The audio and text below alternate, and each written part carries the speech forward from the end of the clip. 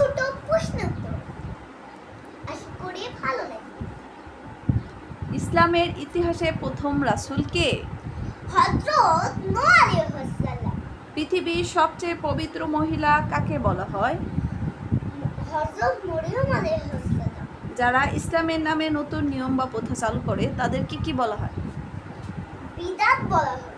কিয়ামতের দিন অহংকারীদের হাসর কিসের আকারে করা হবে?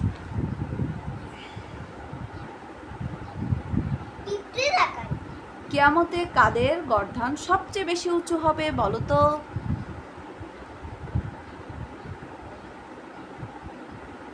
মুয়াজ্জিনদের। জাহান্নামের অধিকাংশ অধিবাসী কারা হবে? নারীরা। জাক্কুম ফল কাদের খেতে দেওয়া হবে বলো তো?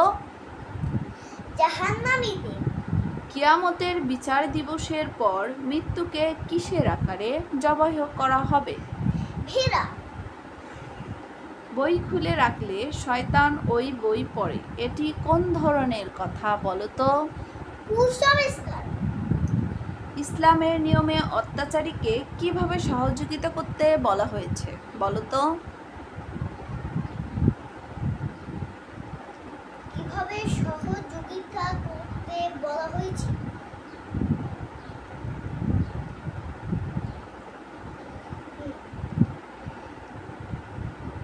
কিভাবে বলো?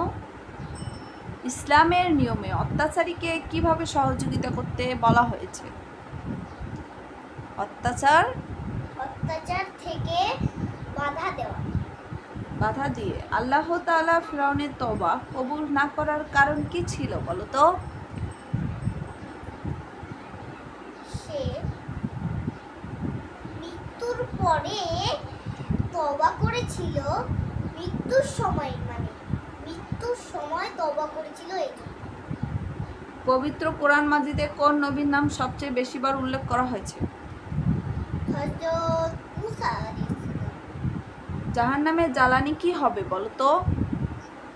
মানুষ ও পাথর। মানুষ ও পাথর। আচ্ছা বলো তো, কোন নবী দুনিয়ায় থেকে আল্লাহ তাআলাকে দেখতে চেয়েছিলেন? হযরত মূসা আলাইহিস সালাম। কোন সূরাকে আল কোরআনের চূড়া বলা হয় বলো তো?